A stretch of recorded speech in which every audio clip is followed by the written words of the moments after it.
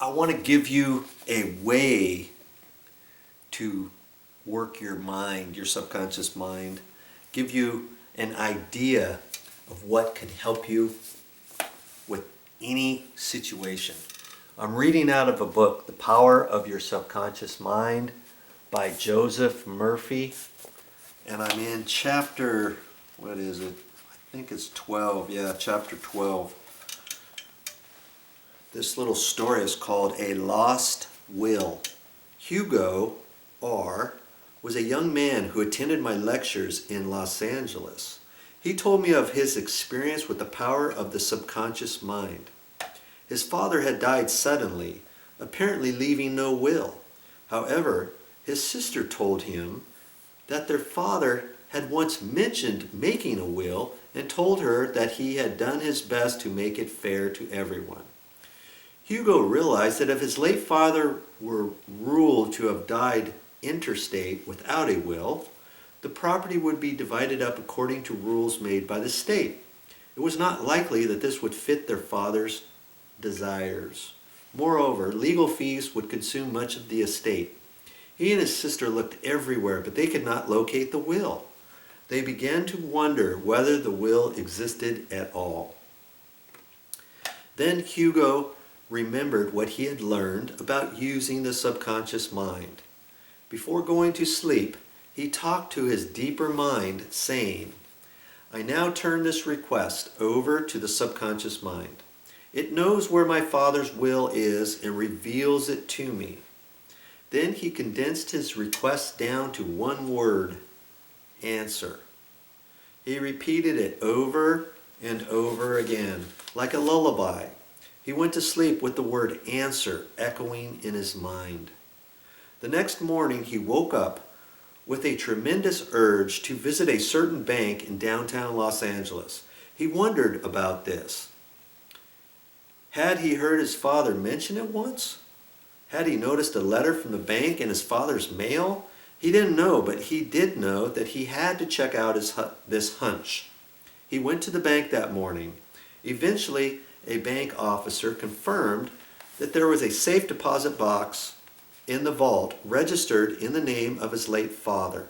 When the box was opened, the missing will was discovered inside. Your thought as you go to sleep arouses the powerful latency that is within you. Suppose you are wondering if you should sell your home, buy a certain stock, sever a partnership, move to New York, or stay in Los Angeles. Dissolve the present contract or take a new one. Do this. Sit quietly in your armchair or at the desk in your office. Remember that there is a universal law of attraction and reaction. The action is your thought. The reaction is the response from your subconscious mind.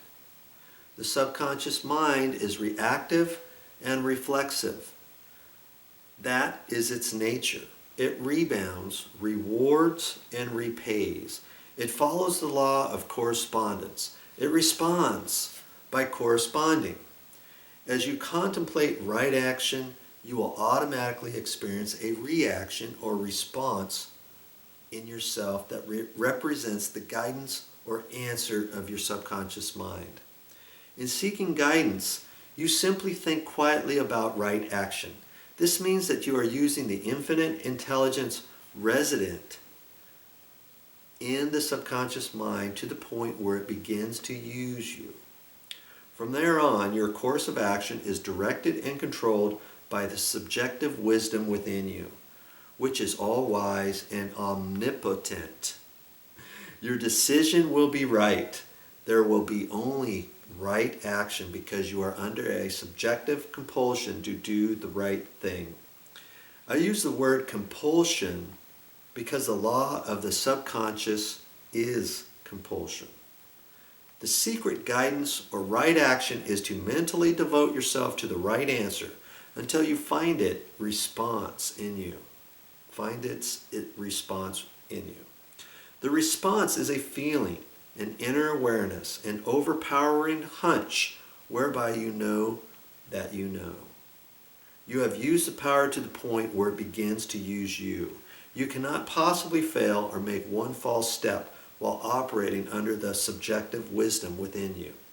You will find that all your ways are pleasantness and all your paths are peace. Hey, this book will work wonders in your life. You gotta get it. That's all I got for this time, but I'll be back with more videos.